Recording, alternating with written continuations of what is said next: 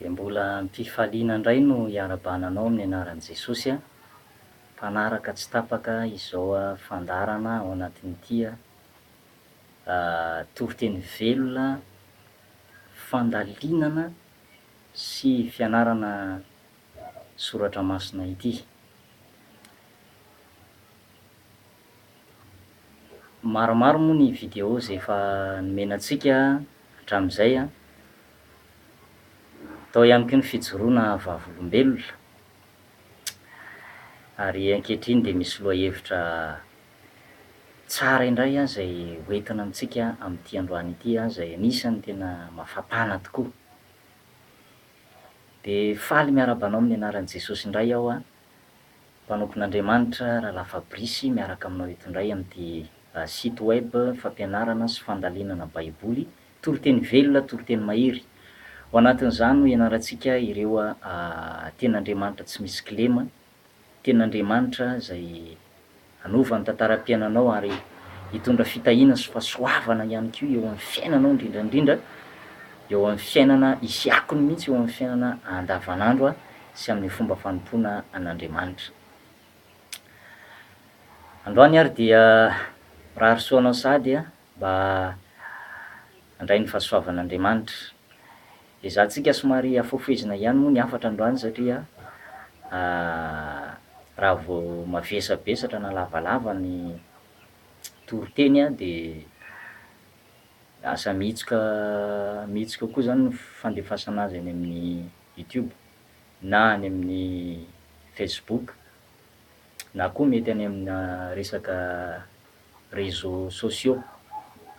Androany dia misy publication anankiray izay efa publientsika tany amin'ny Facebook kanefa tsara ny mbola amadiantsika azy ho lasa vidéo satria mazava azy tsara amintsika sady mba handraisantsika ihany koa aina sy famelombelomana ao anatin'ny fampaherezana,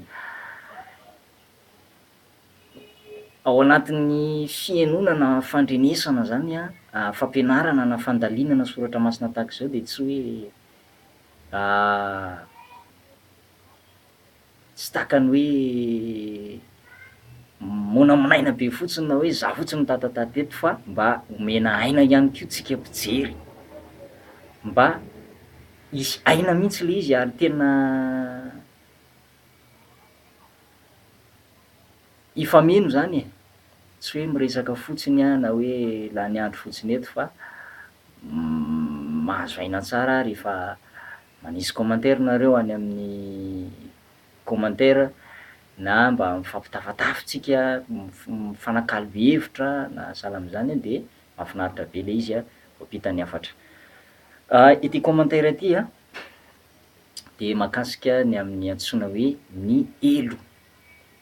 Ny elo tsy mitovy amin'le elo izay fielofantsika ireny rehefa avy ny orana, fa toerana izay misy ny devoly sy ny anjeliny, toerana tena mahatsiravina, toerana tena ratsy. Tsy nanomana an'izy io Andriamanitra tany am-piandohana, fa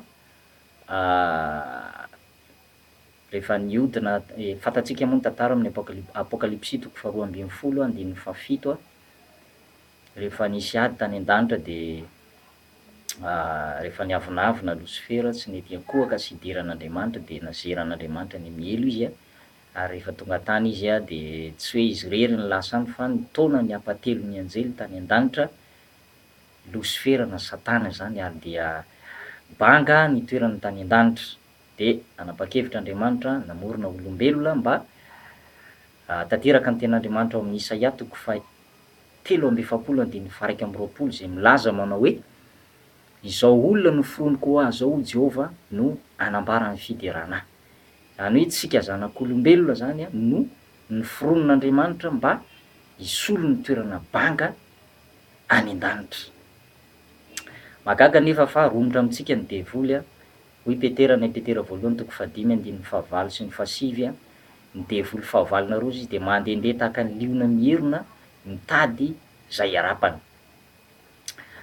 Fahavalontsika zany ny devoly ary tena tsy mamela mahazo mihitsy, mamandrika sy manao izay fomba rehetra ahafahan'ny olona, ahatonga ny olona ho latsaka any amin'izay antsoina hoe elo izany.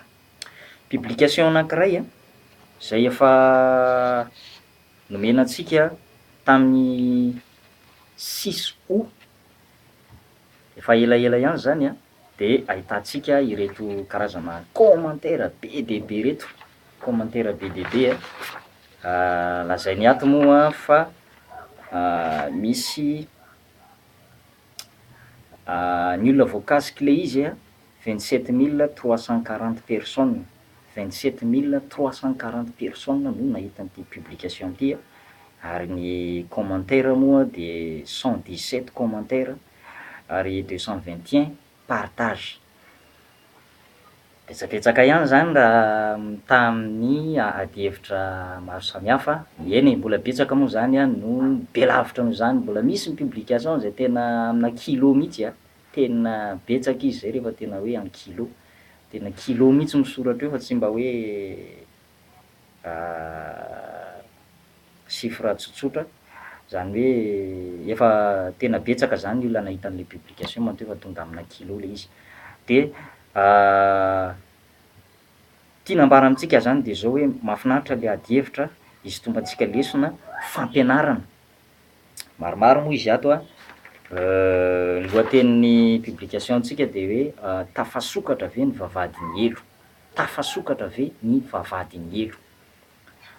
Ezahako fitinina aminao satria efa 6 minutes sady zay no lasa, ezahako fitinina fohifohy aminao ity tantara ity. Vakiko kely vetivety aminao de manana faharetana am'zao fotoana zao. Tafasokatra ve ny vavahadin'ny elo. Raiky tahotra mafy reto mpahay siansa fa nahatafasokatra ny vavahadin'ny elo ny antokona géologue niady lavaka hatrany amin'ny 14,4 kilomètres manitsy any afovoan'ny tany. Nambarany fa nandre feon'olona maro nikikika sy niantsoantso izy ireo de feon'ny fanavoeloka avy any amin'ny lavaka lalin'ny tany.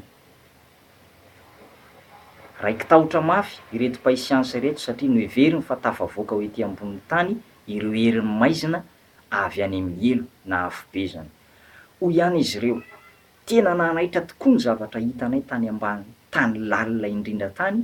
Hoy Andriamatoa Azakov talian'ny vinavinan'asa fiadiana lavaka 14,4 kilomètres any amin'ny faritra Siberia, tany amin'ny faritra Siberia zany.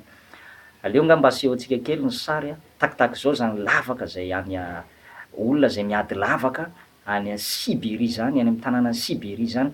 Raha te hafana ianao de makanisa amby 12 atoandro hanomeva tanàna, amby 12 atoandro de ho hitanao zany hoe tena hafanana migaingaina zany. Ary raha te hangatsiaka ihany koa ianao de makanesa any Siberia, tanàna tena faran'zay mangatsiaka zany, tanàna faran'zay mangatsiaka zany raha eto ambonin'ny tany. Any Siberia ho asehontsika vetivety ny sary rehefa avy eo. Ankona tanteraka ireo géologue,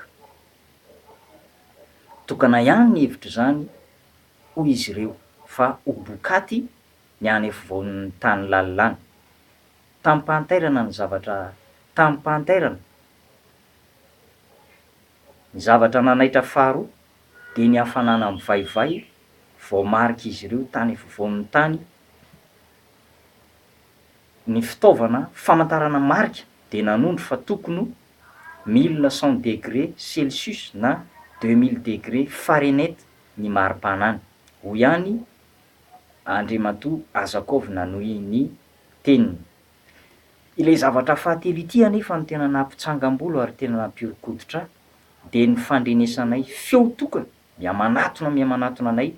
Marihana moa fa mampiasa fitaovana raitra izahay toy ny détecteur micro super sensible mora mandray feo. Tamin'ny voalohany hoy Andriamatoa Azakov dia toy ny zavatra de toy ny mahazatra, efa zatra amin'ny saina ara-lôjika ireo mpiara-miasa amiko ka heverinay fa rehefa mihodinkodina mafy ireo fitaovana ireo de mamoaka feo hafa, nefa ity faran'ny feon'olona ity anefa de tena fitarainana sy fitaomanina. De laza moa izy eto hoe mitalao famonjena mafy, mitalao famonjena mafy. De zao no tenin'ny Andriamatoa Azakovy rehefa namarana ny fitenenana izy hoe ry havana, zay afafanao no tsy maintsy jinjainao, nisy marina ny elo, ny beba, raisy ny famonjena, afoizy ny fahotana, fa ny fahafoizana ny fahotana sy ny finoana ao an'Andriamanitra no idirana any amin'ny fiainana mandrakizay. Ity mpahay-siansa anankiray ity zany, ty dokotera Azakovy ity de lasa tena niaiky mihitsy ny amin'ny fahamarinana zay zava-misy zay ary de lasa tena somary lasa nitory-teny kely mihitsy moa izy eto, nanentana ny olona. Fa zany rehetrarehetra zany de avy amin'Andriamanitra zany, karazana porofo zany e. Jerevantsika anie ny commentaire rehefa avy eo fa misy ireo tenin'ireo olona reo zay namaly ato amin'ny commentaire ato ny amin'ity publication ity. Voalohany indrindra de misy olona anankiray ato namaly hoe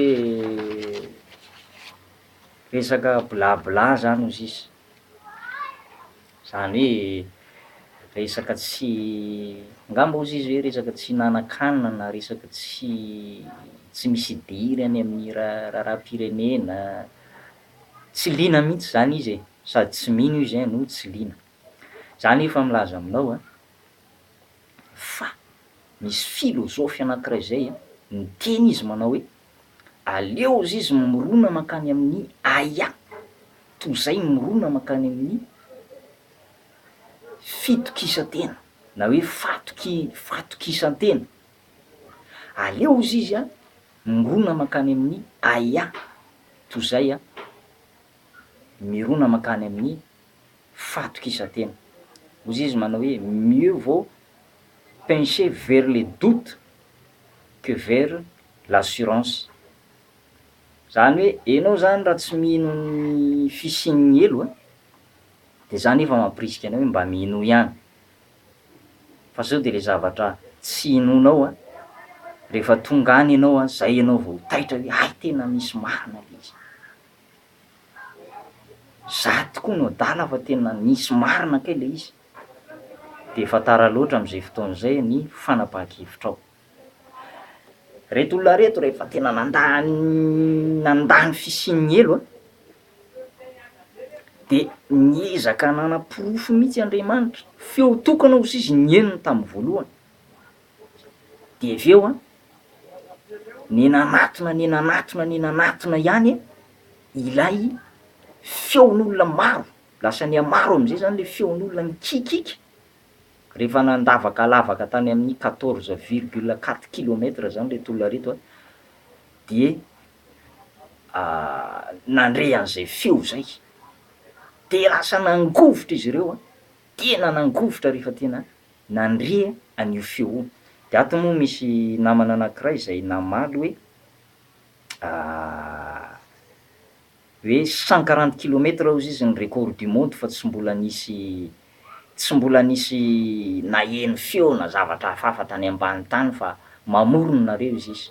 Ry havana, tsy haiko aloha na zay tsy naheno tany aloha na zay tsy nahita tany fa za kosa aloha mino fa am'zao andro farany zao de fa miezaka Andriamanitra manao ny fomba rehetra mba inon'ny olona fa misy ny lanitra ary misy ny elo miretrafina ny afo be zany. Io zany de fomba anankiray zay nataon'Andriamanitra mba inon'ny olona fa tena misy io toeran'io, tena misy io toeran'io. Raha isan'ny olona zay tsy mino ianao na anisan'ireo olona zay nosoloina hoe fiaina tsy hita ny soratra hoe elo ao amin'ny baiboly de miova baiboly ianao fa Jesosy mihitsy no miteny fa misy ny elo. Samy hafa ny atao hoe fiaina tsy hita ary samy hafa ny atao hoe elo. Io manko zao de anisan'ny tena amaivamaivan'ny olona io ry havana, io resaka hoe elo na afo be io de ovainy ataony hoe fiaina tsy hita na fasana. Fa rehefa mamaky ny ten'Andriamanitra tsika atao Matthieu toko fa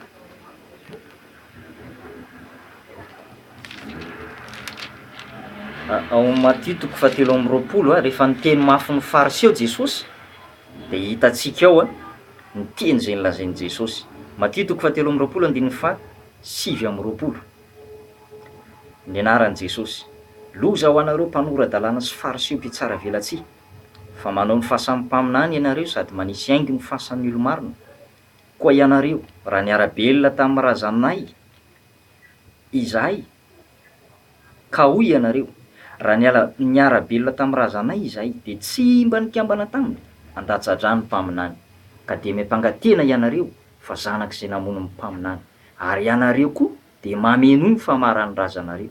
Ry bibilava taranaky ny mena rano, ataonareo ahoana ny fandositra ny fanameloana ho any amin'jelo. Eto zany de mazava tsara mihitsy fanamarina amin'ny Baiboly, fanambaran'ny Baiboly fa tsy resaka fiaina tsy hita eto. Ary za rehefa namaky ny Baiboly ny témoin de Jéhovah de hitako fa novaindry zareo hoe fasana na fiaina tsy hita, ny teny hoe elo atao amin'ny Baiboly satria tsy mino an'io elo izy, fa ny azy de paradisa tany ihany. Ny azy de zavatra eto ambonin'ny tany ihany fa tsy mino an'izany any ankoatra hoe misy ny elo. Nefa ny ten'Andriamanitra ao amin'ny Hébreu toko fahasivy andininy fahafito amby roapolo de milaza ny ten'Andriamanitra hoe ary tahaka ny nanendrenany ilo ho faty indray mandeha izy, ary rehefa afaka zany de fitsarana. Rehefa afaka ny fahafatesana, aiza ny direction ny fanan'ny olona? Makany amin'Andriamanitra de ho tsarainy izy. Ny vovoka hozy izy iverina mivovoka toy ny teo, fa ny fanahy kosa de iverina any amin'Andriamanitra izay nanome iny. Mazava be zany ny ten'Andriamanitra zany fa rehefa tonga eo amin'ny fitsarana tsika tahaka ny mijery manatrika fitsarana any Anosy, etsy Anosy, de ny valim-pitsarana na mandresy na resy. Fantatsika tsara zany atao hoe gain de cause zany raha nianatra resaka droit ianao. Gain de cause zany hoe nandresy zany, nandresy teo amin'ny fitsarana. Ka tsy maintsy misy ny mandresy ary misy ny resy. Zay mahatonga ny ten'Andriamanitra amin'ny boky ny Apokalipsy naverimberiny hoe fa izay maharesy hozy izy, izay maharesy. Eto zany ny ten'Andriamanitra de manam-porofo mihitsy fa rehefa resy ny olona anankiray de nahoana moa izy aloha ny resy aloha voalohany indrindra tiantsika ho fantatra hoe nahoana moa izy ny resy? Resy ny fahotana, resy ny fakapanahy, resy ny fotoaman-dratsy, resy ny asan'ny devoly na ny fotoaman'ny devoly. Tahak'izay nge le olona resy de makaiza makany amin'ny elo izy. Fa ny mpandresy ihany tompoko no miditra amin'ny fanjakan'ny lanitra.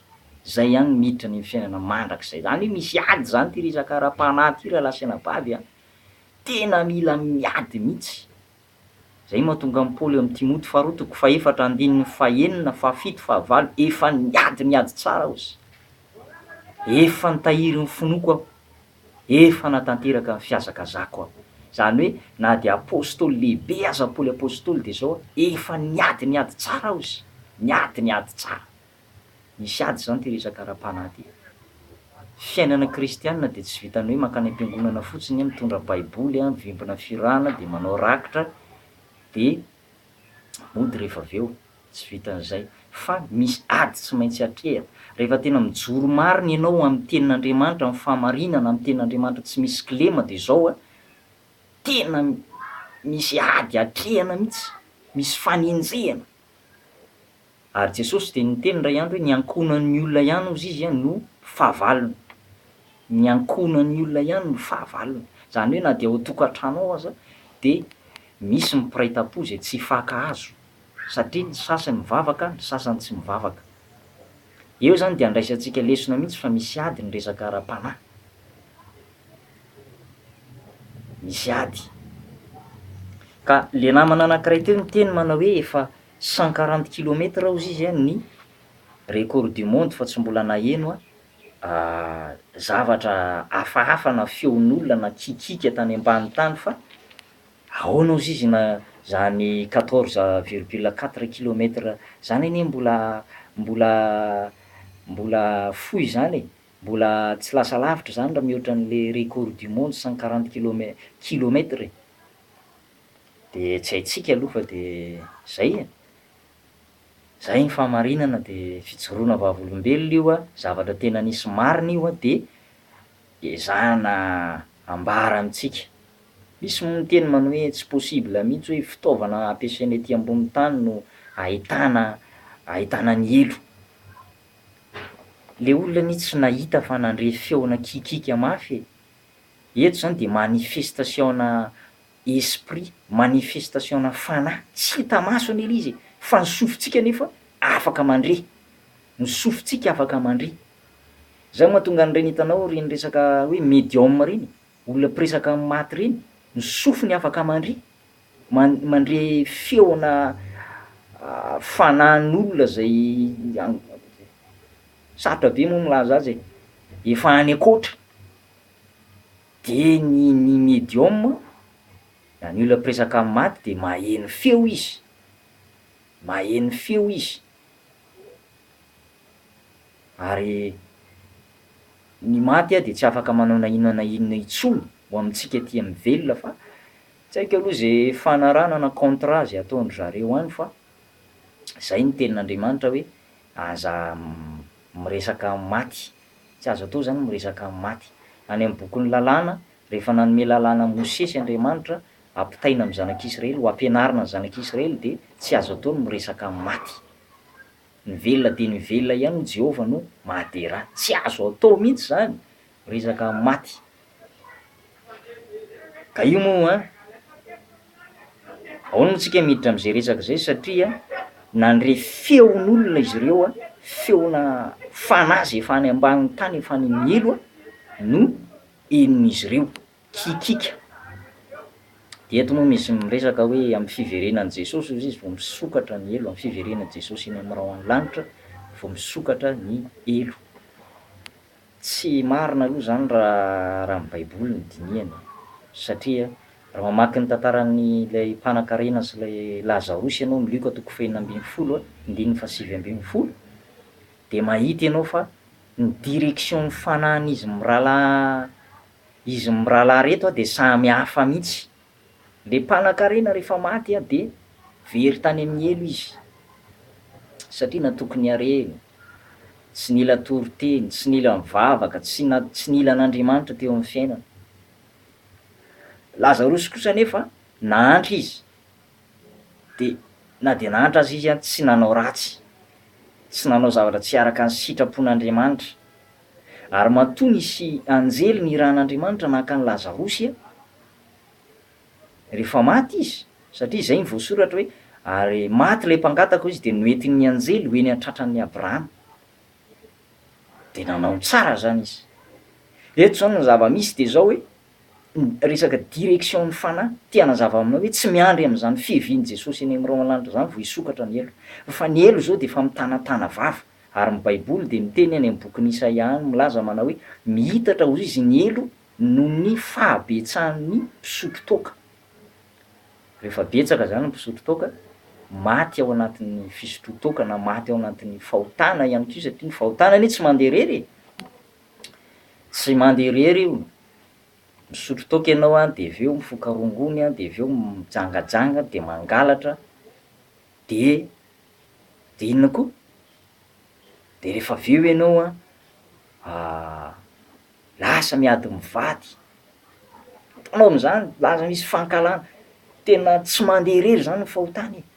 Ary zay no tenin'Andriamanitra am'bokin'ny Isaia milaza manao hoe mihitatra hozy izy ny elo a noho ny amin'ny fahabetsahan'ny mpisotro toaka, tanatana vava ny elo. Ka tsy miandry am'zany fiavian'i Jesosy zany vao misokatra ny elo a, fa efa misokatra ny elo. Tsika miteniteny zao misy ankizy maro any, lehilahy lehibe, vehivavy lehibe, tanora, antitra, zay tena feno fitenenan-dratsy an'Andriamanitra satria tsy nahazo faminram-po, ny devoly ihany koa de romotra mampijaly an'izy ireo any. Hany ka raha fa misy olona hoentin'i Jesosy any amin'ny elo a ka mahita fahitana tahaka an'ireo colombiana 7 mianadahy, afaka tadiavinao any amin'ny internet zany na tsy tadidiko moa site misy an'le izy fa ny colombiana 7 mianadahy de nampahitany Jesosy ny elo. Lay John Bunyan ihany koa le nanoratra an'lay boky misy marina ny elo sy ny boky diam-pivahiny de nampahitany Jesosy ny elo ihany koa izy, nentin' Jesosy tany an-danitra de tany amin'ny elo de mahita olona maro zay tena miangavy famindram-po na de ray segondra azy ety ambonin'ny tany mba sitrany hitsarana kely fa tsy mahita izy ireo. Zay mahatonga ny Lazarosy, zay ngamba mahatonga ny le mpanan-karena azafady niteny tamin'ny Lazarosy, teny tamin'ny Abrahama izy mba niraka ny Lazarosy mba anoboka ny tendro ny ratsan-tanany amin'ny rano mba sitrany hoe mba hisy rano ray mitete atete eo amin'ny lelany mba hampangatsiatsika azy. Fa fady ranovana izy ao anatin'ity lelafo ity. Zany hoe any amin'ny elo any zany de tena etaeta. Ary Jesosy raha niantona teo ambony hazo fijaliana de nangetaeta izy. Iny etaetan'i Jesosy iny no manam-porofo fa tena tsisy fitsarana any amin'ny elo. Efa nentin'i Jesosy teo amin'ny elo zany ny etaeta tokony ahazo antsika, ny fijaliana tokony azo antsika rahatrizay any amin'ny elo de efa nentin'i Jesosy teo ambony hazo fijaliana mba hahatonga antsika ho voavonjy ry havana. Ratsy ny any amin'ny elo de afaka mandinika ianao any am'ireo karazana site web na karazana site internet zay manazavazava an'ireny resaka hoe eschatologie reny, resaka fahitana de jereo fa tena tsisy famindram-po, tsisy fanantenana, tsisy masoandro mihiratra fa famoizam-po ihany. Ka eto iverina kely am'le fil d'idée na le zavatra tena ambara teo hoe hoy le commentaire-n'le olona anankiray ato hoe amin'ny fiverenan'i Jesosy ozy izy vao misokatra ny elo. Diso zany raha ny baiboly no jerevana fa am'zao andro eny antsika zao raha mamaky ny Luka ina toko 2:7-10 de hitanao tsara mihitsy fa rehefa maty le mpanan-karena very tany amin'ny elo izy. Rehefa maty i Kora sy Datana sy Abirama natelin'ny elo velona tany ambany tany izy de zao tonga de nivava ny tany de latsaka tany amin'ny elo izy ireo. Zao ne ho jerevantsika vetivety zay ao amin'ny Nomery, ato amin'ny bokin'ny Nomery ato de manambara an'izay Nomery sa Exodus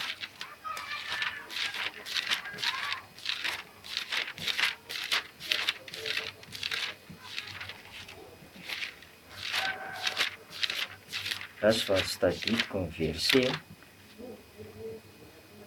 ohatran'ny Nomery zay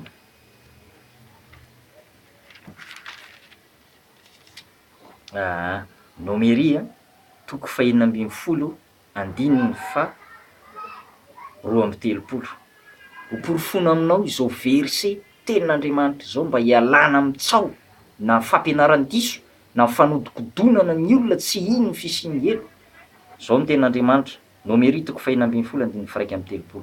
Ary izao no niseho rehefa tapitra voalaza n'izany teny zany de nivava ny tany izay teo ambaniny ary nisokatra ny tany ka nitely azy sy ny lainy mba amin'ny olona rehetra zay ankora ary ny fananany rehetra.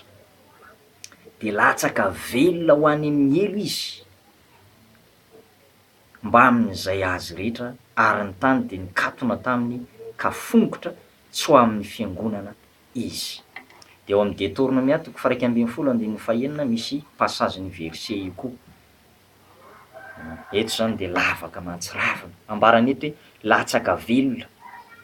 Zany hoe latsaka any an-davaka ny elo mihitsy zany. Tamin'ny andron'ny testamenta taloha ty Tamin'izany ary Andriamanitra de efa nanomboka nanome porofo Andriamanitra fa misy ny elo. Niteny izy niezahana soroatana mihitsy ao anatin'ny boky 5 zay nisoroatan'i Mosesy zao fahamarinana zao fa misy ny elo.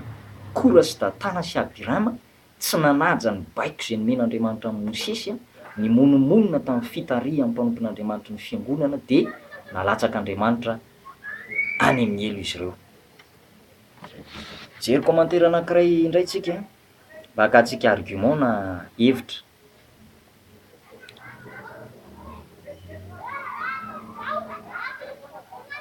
Ny elo zany ve ozy izy any ambanin'ny tany? Mazava ho azy fa rehefa mivakitsika teo ny tenin'Andriamanitra de ahoana izy milaza manao hoe de latsaka velona ho any amin'ny elo izy mba am'zay azy rehetra ary ny tany de nikatona taminy ka fongotra tsy ho amin'ny fiangonana izy.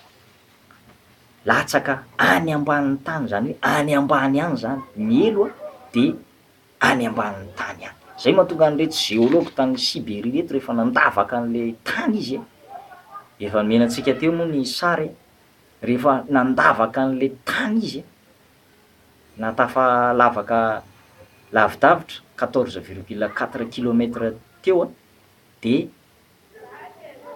mazava ho azy zany fa any ambanin'ny tany zany le izy, any ambanin'ny tany ny elo, tsy tia nebanebany fa any ambanin'ny tany.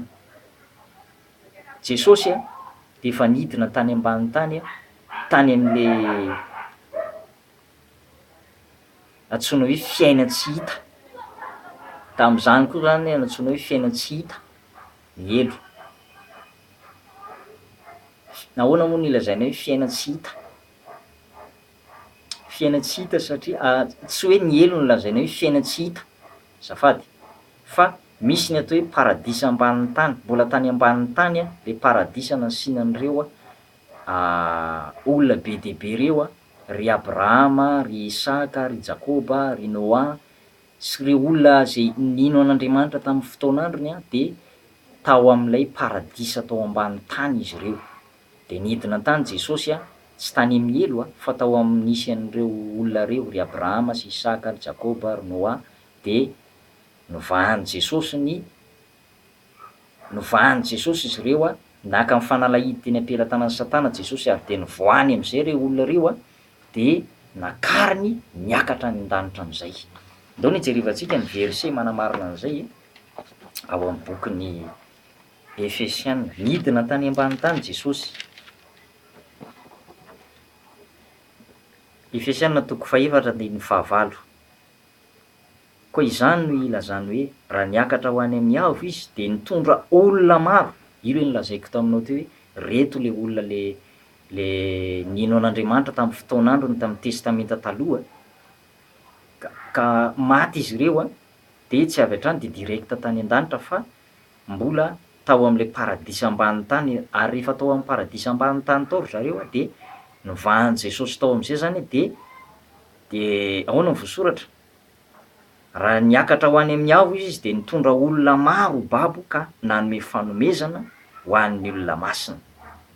Ary ny amin'ny hoe miakatra, inona moa izany? Afa-tsy ny efa nidina ho any amin'ny faritra ambanin'ny tany koa, zay nidina de izy koa no lay niakatra ho any ambonin'ny lanitra rehetra hamenony ny zavatra rehetra. Eto zany de mazava be mihitsy fa samy hafa le toerana anankiroa samy hafa. Ny anankiray elo, io le nolazain'ny Abrahama tamin'ny rehefa nitazana le lelam-panan-karena de nahitany Abrahama nahitany Lazarosy teo atratranin'ny Abrahama de nangataka rano indray mitety izy. Tsy mbola tany an-danitra akory no hitany fa tao amin'ilay toerana zay antsoina hoe paradisa ambanin'ny tany na hoe fiaina tsy hita. Io no hoe fiaina tsy hita fa tsy hoe fiaina tsy hita égale elo. Tsy marina zany. Fa hafa mihitsy ny elo, toerana nisy an'le mpanan-karena, fijaliana. Fa ny repos vetivety nasianan'le tolomasina reto io no antsoina hoe paradisa ambanin'ny tany. Jesosy raha niteny tamin'ilay lehilahy teo ambony hazo fijaliana, le jolahy anankiray zany teo ambony hazo fijaliana le niteny manao hoe Tompo tsarovy ary rehefa tonga any amin'ny fanjakanao ianao. De hoy Jesosy taminy hoe anio mionanao amiko any paradisa zany hidina any ambany any Jesosy amin'ny fotoana io. De hiaraka amin'ny Jesosy any sy hiaraka amin'ireo olo-masina de avy eo rehefa an Jesosy am'zay zany reo olona be dia be reo de akariny ho any amin'ny paradisa. Zay mahatonga ny ten'Andriamanitra milaza manao hoe nanomboka teo zany ao amin'ny bokin'ny Apokalipsy de milaza ny ten'Andriamanitra hoe Apokalipsy 4:17 zao vaky ny teny amin'ny anaran'i Jesosy. Ary narefio avy tany an-danitra nanao tamiko hoe soraty sambatra amin'ny maty de zay maty eo amin'ny tompo hatramin'izao eno ny fanahy fa hitsahatra am'izay ny sasarany izy ary ny asany manaraka azy. Mazava aminao ve zany tenin'Andriamanitra zany hoe sambatra ho sisa ny maty de zay maty eo amin'ny tompo hatramin'izao, hatramin'ny fotoana zany a zay nitsanganan Jesosy tamin'ny maty a nitondrana an'ireo olona be deaibe reo niakatra ho any am-paradisa any amin'Andriamanitra zany any am'le tena fiainany mandrakizay. De manomboka izao zany de tsy mankany am'le paradisa ambany tany intsony ny olona zay maty sambatra ao amin'ny tompo fa avy hatrany de directa ho any amin'Andriamanitra, tonga de any amin'Andriamanitra izy, tonga de any amin'ny fiainana mandrakizay.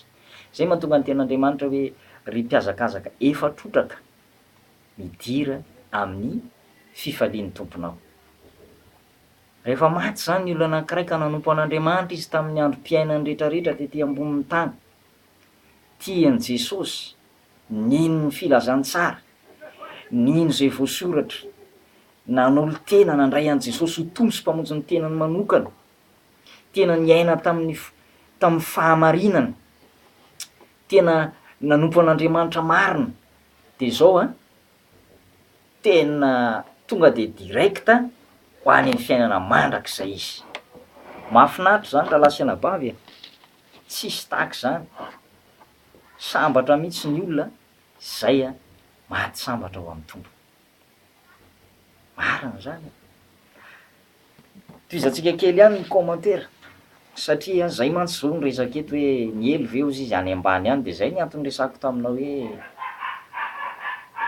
any ambany any ny elo de tany koa ny paradisa taloha fa efa nakarin'Andriamanitra any an-danitra izy io. Ary jery commentaire manaraka tsika de hoe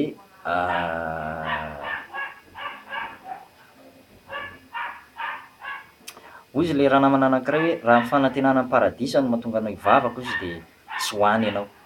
Ary hoy izy hoe raha ny fanantenanao ny paradisa na ny fiainana mandrakizay no ahatonga anao hivavaka de tsy ho tonga any amin'ny fiainana mandrakizay ianao. Raha ny tahotry ny elo no mahatonga anao hivavaka de ho any amin'ny elo ianao, fa raha ny fitiavan'Andriamanitra no mahatonga anao hivavaka de ho azonao ny lanitra, satria izao tontolo izao de ho levina fa ny fitiavana tsy ho levina marika mandrakizay. Misy fahamarinana zay, tena misy fahamarinana zay satria ny elo anie tsy zavatra natao hampatahotra e. Marina zany tsy zavatra natao hampatahotra ny elo raha tena hoe tian'Andriamanitra ianao.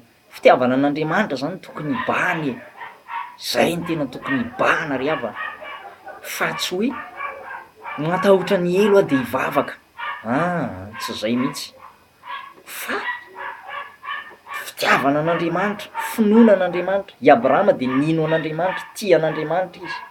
Ary hitantsika tsara fa rehefa nisedra azy Andriamanitra ka niteny tamin'ny Abrahama hoe omeo ho any zanako ho lahy-tokana ho atao fanatitra ho ahy, de tsy nisalasala izy tonga de nankatoa an'Andriamanitra satria tia an'Andriamanitra izy. Ka fitiavana le izy, fitiavana manary maheloka be ozy ny tenin'Andriamanitra. Rehefa feno fitiavana ianao de io fitiavana io no hibaiky ny fiainanao rehetrarehetra, ary anisan'ny fanomezam-pahasoavana, vokarin'ny fanahy masina ihany koa izy io, vokatry ny fanahy masina sady fanomezam-pahasoavana ny fitiavana. Ary hoy ny tenin'Andriamanitra ny Jaona voalohany ihany milaza manao hoe zay rehetra mbola matahotra izy de mbola tsy tanteraka ny fitiavana an'Andriamanitra. Zay rehetra mbola matahotra de mbola tsy tanteraka ny fitiavana an'Andriamanitra. Na inona lazainao fa raha mbola misy zavatra, mbola misy tsy fitiavana ao anatinao na ampiasain'Andriamanitra be tahaka n'inona azy ianao. Korintana voalohany toko 7:12 de vakio ray manontolo fa zao ny voalaza ny tenin'Andriamanitra na de manana fanomezam-pahasoavana azy ianao, na de omenao manitra aza ny fanananao, na de be de be ny zavatra lazainy eo fa raha tsy manam-pitiavana ianao de tahaka ny tsinotsinona ihany, tahaka ny kipantsona sy tahaka ny varahana maneno sy kipantsona mikarantsana, zay tahaka zany mihitsy le ohatra ambaran'ny tenin'Andriamanitra. Ka manana fitiavana amin'ny lafiny rehetra, manana fitiavana, tiavo ny olon-drehetra, tiavo Andriamanitra, rehefa tia an'Andriamanitra ianao de tsy hoany amin'ny elo mihitsy ianao. Zay angamba mahatonga ny elo hoe Andriamanitra fitiavana ve de anaran'ny zanany eny amin'ny elo hoe marina tokoa aloha zany misy fahamarinany e. Fa zao rehefa tsy ahoana moa ny olona anankiray lazaina hoe tia an'Andriamanitra nefa tsy ankatoavy ny ten'Andriamanitra hoe mibebà, mialà amin'io fahotana io, mialà amin'io fijangajangana io, mialà amin'io halatra io, mialà amin'io lainga sy fitenenan-dratsy, fitondran-tena ratsy io, nefa tsy harany ny ten'Andriamanitra. Manam-pitiavana an'Andriamanitra ve izy am'zany? Tsy manam-pitiavana mihitsy izy. Ka ny fitiavana ny fatateran'ny lalàna. Raha manana fitiavana ianao de tsy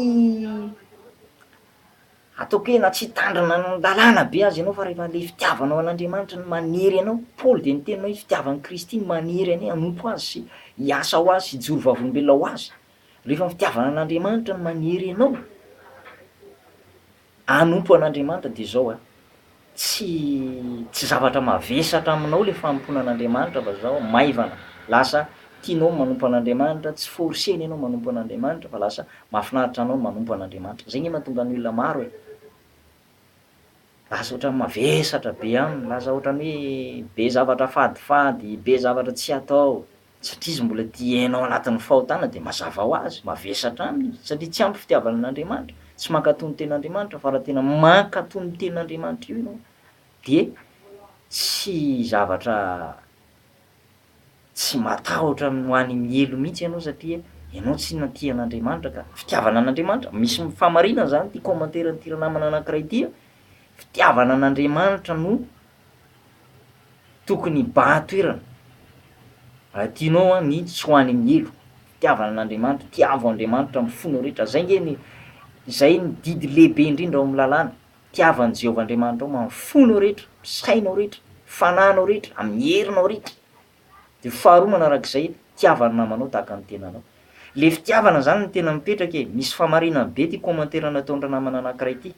Fitiavana ny tena mipetraka, fitiavana an'Andriamanitra no manakana anao tsy ho any amin'ny elo.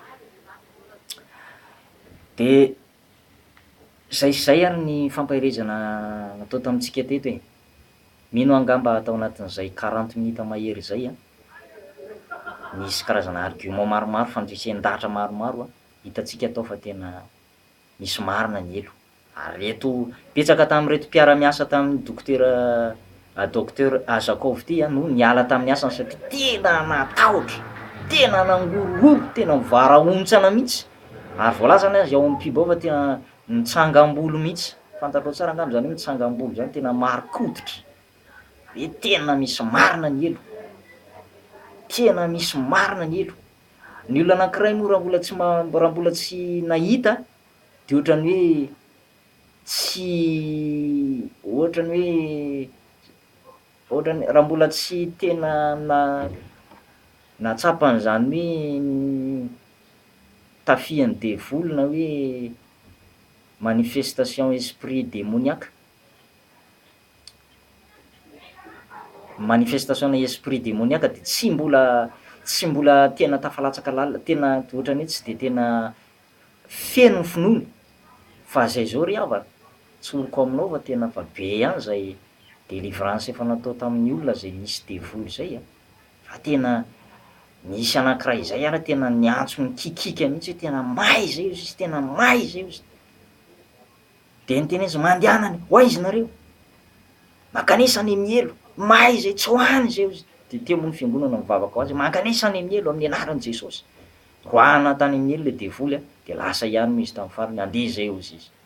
Ka tena misy mihitsy misy ny fanahy, misy ny devoly. Ary tena raha misy olona miezaka mamilivily anao tsy ino fisian'ny elo de olona tsy tia ny fanahinao zay.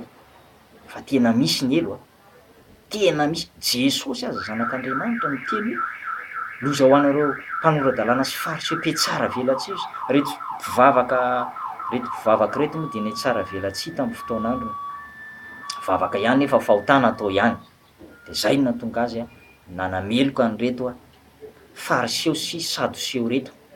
Fa tena te hampitandrina antsika zany Jesosy fa tena misy ny elo. Ary ny bokin'ny Apokalipsy moa hoy ny commentaire farany zay nataon'ity namana anankiray ty hoe ny elo izy de nataon'Andriamanitra ho an'ireo zay tsy masina. Apocalypse toko faha 1 de 7 Apocalypse 21-27 marina tokoa zany satria ireo zay tsy tafiditra ao amin'ny boky ny fiainana de lazaina fa ireo zay tsy masina, ireo zay tia vetaveta na ireo zay tia manao lainga. Ny olona zany rehefa tia mandainga hatrany amin'ny Genesis ka hatraty amin'ny Apocalypse de tsy tian'Andriamanitra resaka lainga io. Ray andro Sara rehefa tsy nino ny teny zay nampilazain'Andriamanitra ny anjely izy de nomesiny kakakaka tao ambadika tao anday tao ambadika tao fa henon'le anjely izy fa nahoana nomeo izy Sara Sara vadiny Abrahama, Sara vadinao de hoe Sara hoe za nga mime, zany hoe tafalatsaka tao amin'ny lainga zany izy. Tsy tian'Andriamanitra mihitsy io lainga io ary ny devolo ny ray ny lainga ozy ny tenin'Andriamanitra mpandainga hatramin'ny voalohany. Tsy misy zany hoe lainga masina zany fa lainga mantsina no misy. Tsisy an'zany hoe fetin'ny lainga zany. Jereo tsara fa hatrany Genesis ka hatraty amin'ny Apocalypse toeran'Andriamanitra ty resaka hoe lainga ity. Ka raha mbola voafaritry ny lainga ianao de mibeba aingana, mihavana amin'Andriamanitra, raisy Jesosy, tompy sy mpamonjy ny tenanao manokana. Hoy ny tenin'Andriamanitra hoe ary ny anarany ataonao hoe Jesosy fa izy no hamonjy ny olony ho afaka amin'ny fahotana. Jesosy ihany zany mahafaka anao amin'ny fahotana. Be dia be ry havana karazana fanafody zay mivoaka ao amin'ny pharmacie. Mamorona ny olona karazana fanafody amin'ny karazan-java-maniry 150 maladie, amidy etsy amidy eroa, manafaka aretiny reny. Fa zaho tsy mbola nisy olona zay na hoe nitiany hoe ty fanafody ty hohanina 2 maraina 2 atoandro 2 hariva de ho afaka amin'ny fahotana ianao tsy. Sa efa nahita ianao? Inona ary le izy? Lainga maksa sa janga maksa? Tsy mbola nisy mihitsy fa rehefa mandray an' Jesosy ianao de hoy ny tenin'Andriamanitra ny Jaona voalohany toko voalohany 2:12 zay milaza ny tenin'Andriamanitra hoe fa izay rehetra nandray azy izy de nomeny herin'Andriamanitra manapatapaka fahotana, herin'Andriamanitra manafaka ny olona amin'ny fahazaran-dratsy, herin'Andriamanitra manova ny fiainan'ny olona ho tsara sy feno voninahitra. Herin'Andriamanitra ihany zany manafaka anao anatin'ny fahotana fa tsy misy ankoatr'izay. De ny finoanao an' Jesosy. Rehefa mino an' Jesosy ianao de ampidin'Andriamanitra ao anatinao ny herin'ny fanamasina lasa tonga mandresy ny fahotana ianao. Zay ny voalazan'ny tenin'Andriamanitra hoe ny herin'Andriamanitra ihany no afaka mamonjy antsika ho afaka amin'ny fahotana. Ny fahotana no hevitra mampisaraka antsika, ny heloka, ny hevitra mampisaraka antsika amin'Andriamanitra ary ny fahotana zay ataontsika isan'andro isan'andro mahatonga antsika tsy hahita ny tavan'Andriamanitra. Noho izany izy de miafina aminareo ny tavako izy amin'ny Isaia 7:12. Ny fahotanareo no mampiafina ny tavany. Ny fahotanareo, ny fahotantsika zay ataontsika zany isan'andro isan'andro raha misy fahotana na laingana fitenenan'ny ratsy na halatra na fijangajanganana na tsy fahamarinana de tsarovy tsara zay fa de tahaka ny mandrora ny tavan'Andriamanitra ary tsy mahita an'Andriamanitra mihitsy. De milaza moa izy eny amin'ny Salamo 119:20 any milaza ny tenin'Andriamanitra hoe fa raha mankasitraka ho tatom-poko aho de tsy haino ahy Andriamanitra. Mazava be zany fa le resaka fahotana, ny fahotana no mahatonga ny olona very any amin'ny elo. Io lelam-panan-karena io matoa very tany amin'ny elo e. De no izy tsy nanao, tsy nanatanteraka zay tokony natao, tsarovy tsara zany fa anisan'ny fahotana ihany koa ny tsy fanaovana sy tsy fanatanterahana izay zavatra tokony natao. Tsy conscient amin'ny zavatra tokony nataonao ianao zany. Ny fanamasina moa de mibaiko ny conscience antsika. Ary rehefa tsy mety ho taria amin'ny fanamasina ianao de tsy mety hanaraka zay tenenin'Andriamanitra. Misy olona maromaro zay tenenin Jesosy atao Matthieu 5:20 ato ireo karazan'olona zay very tany amin'ny elo. Mialahy ampoka ianareo Jesosy. Inona kay nataon'izy ireo? Reto olona reto tsy nijangajanga, tsy nisotro toaka, tsy mpimamo, tsy mpanompo sampy fa tsy nahalala ny tokony ataony. Naona hozy Jesosy tsy nomenareo hanina, tsy nanan-kitafy tsy nomenareo fitafiana, narary tsy nivanginareo, tany an-tranomaizina tsy mba nalehanareo tany nampaherezinareo. Noho izany hozy izy Matio 5:12 miala amiko ianao reo zay voaozona ho any amin'ny elo, zay toerana voavoatra ho an'ny diavoly sy ny anjely. Zany koa zany ny olona zay mety mankany amin'ny elo ny olona tsy manao zay tokony ataony, tsy mahafantatra ny tokony ataony, tsy mahalala ny tokony ataony. Zany hoe fantany ihany ny tokony ataony fa tsy nanao izy. Fantany ihany ny tokony atao fa tsy nanao izy. Ary zay mahatonga ny hoe tsy aoka re mba tsy ho amin'ny teny fotsiny. Raha pasteur ianao na izy ianao mandray vidéo zao mba tsy ho amin'ny teny fotsiny fa mba tanterao le zavatra tianao, le zavatra torianao. Za koa tsy mitsoka trompetra raha milaza aminao aho hoe raha mitory ianao zao hoe tiavan'ny olon-drehetra nefa misy mahantra misy tsy manana, tsy mahafoy mihitsy ianao. Tsoriko aminao fa nisy olona anankiray zay nangataka fanampiana tampoka izy, za amin'io fa tsy manana. De tsy maintsy tanterana ny tenin'Andriamanitra tsy hoe mahantra be fahantrana akory ka hoe ifindran'ny alahelon'ny sasany ao zay ny sasany, na hoe tiavany namanao de ho tataka amin'ny paosinao fa zao de tsy manana zay arakaraka ny tsy ananana no hanomezana. De am'zay Andriamanitra afaka mijery sy mitsinjo anao fa Jesosy iny nampianatra an'zany, manomeza de mba omena ihany koa nareo izy ary tena fatra tsara sady ahitsanao izy no atao ao am-ponareo. Any hoe ianao zany raha mpanompon'Andriamanitra mba hahatonga an'le teninao hisy hery, hisy ositra, hisy fahefana, andaitra le teny zay toriana de tsy maintsy tanterahana le teny, iainana le teny. Le teny zaraina zany de iainana fa tsy hoe toriana fotsiny ihany na hoe fiderana fotsiny hoe za mianatra théologie na hoe za mahay mitory teny, tsy resaka zay. Fa resaka fitoria-teny de resaka fizarana aim-panahy izy ity. Fizarana aim-panahy, fizarana fiainana amin'ny olona. Nareo zay anazy maimam-pona de mizara maimam-pona. De tahak'izay le izy hoe ny olona tsy mahalala ny tokony ataony zany de manota eo anatrehan'Andriamanitra. Be de be moa izay lazainy ato hoe ny olona tsy mino ny filazantsara, ny olona tsy nanompo an'Andriamanitra tamin'ny androm-piainany, tsy nandany andro tamin'ny fanompoana an'Andriamanitra tamin'ny androm-piainany. Reo le olona nanao tomboky voaizay amin'ny andro farany. De hoe Jesosy manao hoe tsy fantatro akory nareo na avy taiza na avy taiza. Miala amiko ianareo mpanao meloka. Reto olona reto nefa de zao nanompo an'Andriamanitra ihany izy ireo fa saingy ity fahotana mbola atao ihany. Eo koa zany mampatahotra ry havana. Ianao na de mpanompon'Andriamanitra azy ianao afaka omen'Andriamanitra ositra ianao hatanteranao an'io asa ataonao io fa saingy ity ny tsarovy mbola afaka mamitaka anao ny devoly, ampahitany devoly fahagagana ianao. Zay nge ozy izy efa nanao asa lehibe tamin'ny anaranao rehefa niteny reto olona reto voay zay tomboky voay zay rehefa tonga teo mivavadiny lanitra izy nantondony de zao ny fialan-tsinina ny excuse fanamarina tena tiana marina zany izy hoe valable ny excuse-nay fa tena nanompo anao marina izay.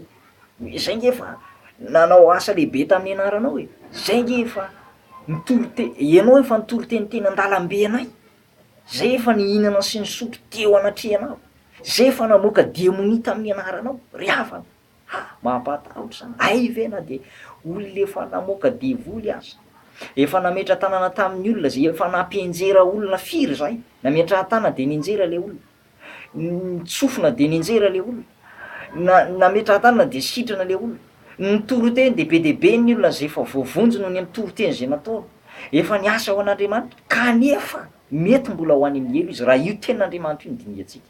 Matio 7:1-2.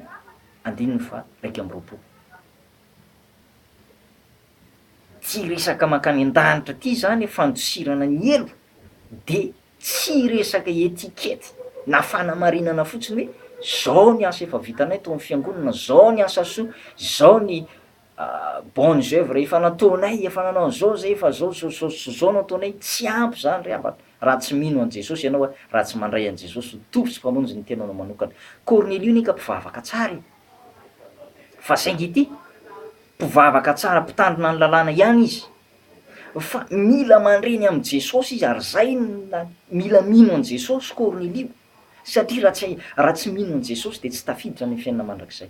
De de nampanalana mihitsy Petera nandeha, nampanalany naniraka anjely mihitsy Andriamanitra iteny amin'ny Kornely hoe ampanalao Petera satria Petera nefa nametrahan'i Jesosy ny fanalahidiny ny fanjakan'ny lanitra hitory teny amin'ny Kornelio.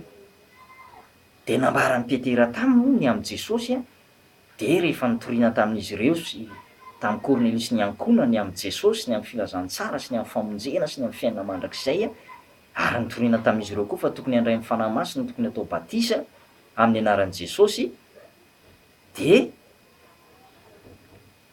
nandray ny fanahy masina Kornelio, voavonjy Kornelio mianakavy. De tahak'izay zany le izy ka diso mihitsy ny olona zay manambanimbany tsy manisy valeurany an'i Jesosy ao amin'ny fitoriana filazantsara. Sao de mba fady soa-kevitra, dinio ihany aloha. Sao de mba fady soa-kevitra. Fa matoa Kornelio niteneniny an'izay hoe ampanalao Petera ary izy nitory teny. Ary rehefa jereo nge nitory tenin'ny Petera fa tonga de ny amin'i Jesosy ny azy nambara, tonga de Jesosy mihitsy no nambaran'ny Petera tamin'ny Kornelio. Ao amin'ny Asan'ny Apôstôly toko 10 de manomboka ny amin'ny 9:30. De jereo ilay tenin'Andriamanitra. Fa hitantsika tsara fa torony amin'i Jesosy izy. Nampahafantaran'ny Petera any Kornelio ny amin'i Jesosy. Ka mila miaino an'i Jesosy zany, mila mankatoa an'i Jesosy, mila mino an'i Jesosy ianao ry havana raha te handositra ny hery teo ho an'ny fiainana mandrakizay. Araka ny tenenin'i Jesosy tamin'ilay jiolahy teo ambony hazofijaliana, anio izy niaonanao amiko any am-paradisa. Jesosy ihany koa nefa miteny. Jaona toko 4:14 fa zao izy ny lalana sy fahamarinana ary fiainana. Tsy misy olona mankany amin'iray raha tsy amin'ny lalako. Ianao tsy mino an'i Jesosy, manambanimbany ny fisian'i Jesosy ao amin'ny fiangonana io, tsy mitorony amin'i Jesosy, tsy Jesosy nivo nitory teninao fa zavatra mitany filazantsara, fananakarena, zavatra mandalo, zavatra miserana, zavatra moraloha. Ray andro any ianao mbola nenina. Raha zay ianao ary zava-dehibe mihitsy nanomezan'Andriamanitra anao ty vidéo ty toriteny ty, zao fandarana zao mba hahafahanao mieritreritra any amin'ny mandrakizay anao ary miova lalana, ahatonga anao hiratra amin'ny masom-panahinao ary Andriamanitra ny hanala ny kirany hazan-dranomasonao ry havana mba hino an'i Jesosy ianao. Fa raha tsy mino an'i Jesosy ianao, raha tsy manandratra an'i Jesosy, raha tsy mandray an'i Jesosy ho tompy sy famonjeny tenana manokana, de namano very ihany ianao. Hiteny tahaka an'ireto olona be dehibe reto ianao hoe efa nampiasain'Andriamanitra ianao nitory teny nametra tanana tamin'ny marary, sitrana, nandroaka démonie, fa nihinana sy nisotro, nandray fanasan'ny tompo, kanefa zao very any amin'ny Elia. Ry havana, mampisaintsainy zany tenin'Andriamanitra zany. Ka ny tokony ataontsika de zao, mila mino an'i Jesosy tsika, mila mibebaka, atovy ampy ny andro rehetra zay fa laninao tany amin'ny fahotana, atovy ampy amin'izay ry havana. Ianao hoe tsy efa afa-po sa mbola tsy afa-po ianao? Tenin'Andriamanitra de mampirisika antsika ao amin'ny bokin'ny Petera. Bokin'ny Petera de milaza amintsika hoe atovy ampy ozy izy, tokony ataontsika ambandosira antsika n'izany fahaverezana mandrakizay zany de ozy izy ao amin'ny Petera 1:4-7. Fa ampy zay ny andro lasa nanaovantsika ny sitrapon'ny jentilisa tamin'ny andehanantsika tamin'ny fijejoana ara-panahy sy ny filana sy ny fimamoana sy ny filalaovan-dratsy sy ny finanam-be ary ny fanompoan-tsampy zay ratsy indrindra.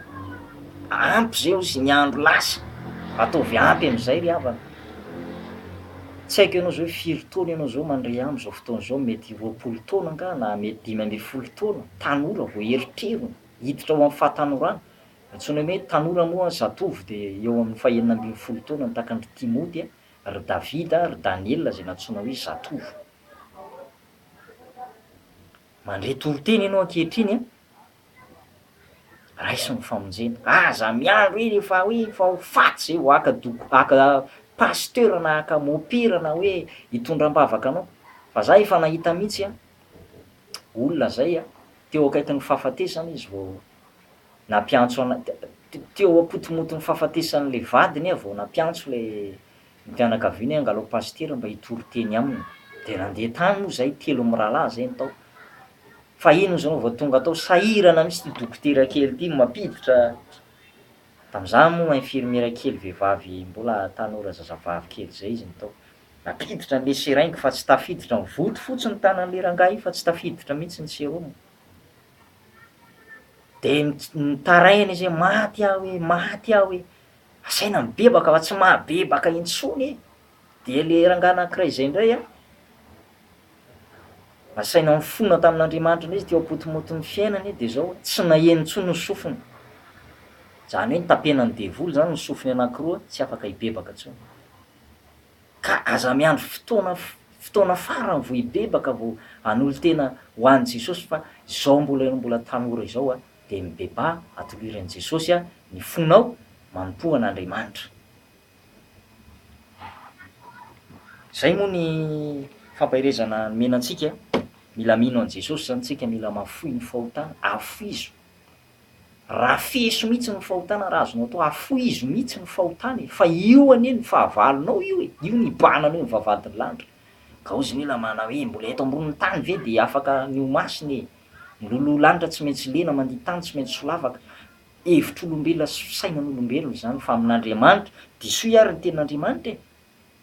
Ten'Andriamanitra milaza mana hoe fa zay rehetra nateraka Andriamanitra izy ny tsy mahay manota satria ny voany no mitoetra ao anatiny. Raha tena ao anatinao ry avy ny ten'Andriamanitra io a, io mitari-dalana anao a, akatohan'Andriamanitra. Ary ny olona ve moa tsy hanao fahadisoana, hanao fahadisoana ny olona fa le fo mini manota no tsy ao anatin'le olona, tsy ao anatin'le olona tena tian'Andriamanitra intsony, le olom-baovao zany efa nandray an' Jesosy. Fa ny olona nge mety manao fahadisoana e. Zay mahatonga ny ten'Andriamanitra ny bokin'ny Efesiana any hoe tezera ho sisy fahaza manota ary aza atao tratry ny masoandro milentika. Taloha zaho fampianaran'ny ten'Andriamanitra zany, raha tena kristianina marina ianao a, ninona adinareo mivady eo, ninona korotana ao tokantrano ao a, de tsy maintsy famela heloka. Ary zay indrindra anie le famarinan'ny ten'Andriamanitra e, zay nateraka Andriamanitra izy de tsy mahay manota.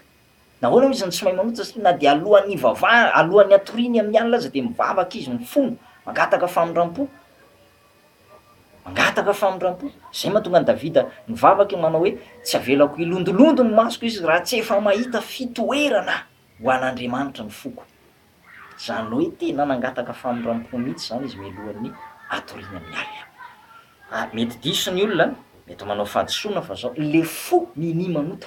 Daniela ry havana de nanana ny toe-panatsara tao anatiny. Daniela toko voalohany 5:9 de milaza an'izay. Fa Daniela kosa de ninita ao am-pony, tsy andoto ny tenany.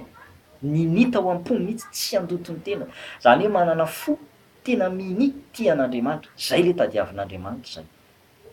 Zay kristianina zay, zay olom-baovao zay ny tena tadiavin'Andriamanitra. Ka aoka ary tsika zay efa olom-baovao, tsika zay efa kristianina mba ho jiro, fahazavana, mba vavolombelon'i Jesosy tsika. Fa tsy sanatria mivava ka tsika indray nitenenan-dratsy ny voninahitran'Andriamanitra ka mahatonga ny mpanodana ny ratsy fanahiteny manao hoe tsy nareo aza zao ary ny ataonareo zao ve nareo mba hitona olona e. Ary zay rehefa nahatonga ana tena tsy nety voavonjo mihitsy taloha satria mijery zay ataondro mamanay foana sy ireo bebeny ireo zany zay mitarika hivavaka. Za akory tsy mitsara olona na hoe tsy mety ry zareo fa hitako hoe tam'zah mbola tsy voavonjo zany de nanana an'izay toe-tsaina zay hoe raha tsy miova mihitsy loha nareo tsy hivavaka ahy e. De zay foana zany ny excuse hoentiko mba tsy hahatonga hivavaka nefa tsapako tam'zany fa Satana misarika ihany handitika lalina any anaty fahotana sy any anatin'ny tena hoe fahafinaretan'ny tany, tena hoe fahotana mihoapapana. Saorako an'Andriamanitra moa fa tonga ny fotoana anankiray zay namonjen'Andriamanitra ahy de mifonjen'Andriamanitra de voavonjy ankehitriny a voninahitra ho an'i Jesosy. Zay ny fampahirezana be dia be moa le commentaire zay hitantsika teo a. Nahita commentaire maromaro tsika teo a fa gaga angamby ianao hoe maninona ary zay fotsiny ve le commentaire zay hitantsika teo. Be dia be izy teo a. 117 commentaires le izy de 221 partage de ny interaction ny site web moa 5689 de ny personne touché zany na ny olona voakasiky ty pub ty a maneran'izao toy izao tsy na le site web de 27340 personnes 27340 personnes de hiteny angamby ianao fa aiza daholo le commentaire be dia be am'ireo a ny fisaorana fankasitrahana ny amen zany ny betsaka de ataontsika inona moa zany fa zay tena mitondra argument zay tena hoe isy miady hevitra sy mazava azy aminao a de arak'izay efa Zay efa nitenena tamintsika zay, ny sasany moa de manao commentaire fitalaona amin'Andriamanitra hoe Andriamanitro vonjeo ty nosy malala anay ty, vonjeo ty Madagasikara ity, vonjeo izahay, ampio ny olona ho tonga amin'ny fibebahana tahaka zany ny firairan-tsoa sy fiangaviana ataon'ny olona amin'Andriamanitra, karazana vavaka zany. De zay zany fampahirezana fa ataoko angamba fa zay tsy ampy a, ny fanahy masina anie hanampy a, fa resaka zavatra hafa ndray tsika am'manaraka fa ajanontsika hatreo aloha mahakasika an'igny elo mirehitra afo sy ny fomba fandosirana azy iny. Aza misafidy ny ho any amin'ny elo ry havana, zay ny fampahirezako anao eto am-pamaranana, fa misafidiana ny fiainana mba ho velona ianao. Ny fiainantsika kristianina, ny fiainantsika olombelona de zao tsy eo amin'ny fasana akory ny farany, fa eo vao tena manomboka ny fiainana, eo vao tena hanomboka andia fiainana ianao, na io fiainana mandrakizay a, na io fahaverezana mandrakizay, zay nataonao ihany mamaritra ny fiainanao any. Raha nanao ny ratsy ianao a, ho any amin'ny fanamelohana mandrakizay, ho any amin'ny elo ianao, fa raha nanao ny tsara kosa ianao a, handray ny valim-pity sy valinasanao ianao a, ho any amin'ny fiainana mandrakizay ianao. Mirary soanao ary aho a, mba ho tonga any amin'ny fiainana mandrakizay ianao, ary zany no antony anaovana zao vidéo zao, mba hitomana anao tsy ho any amin'ny elo fa ho any amin'ny fiainana mandrakizay. Misaoran'Andriamanitra raha mbola misy mitoro-tena anao mahakasika an'ity lohahevitra goavana zay tsy resahana firy eo anatin'ny fiangonana ity dia antsoina hoe elo, na ny afo be zany a, misaoran'Andriamanitra anao fa mbola misy olona mampitandrina amin'ny fanahinao tsy ho any amin'ny elo a, fa mba handova fiainana mandrakizay. Dia samita in'Andriamanitra daholo a, iaona indray tsika amin'ny fandarana manaraka, de ho hitantsika eo indray a zay fitarihan'ny tompo fa dia manao veloma antsika tsirairay avy a amin'ny anaran'i Jesosy a, samita in'Andriamanitra to.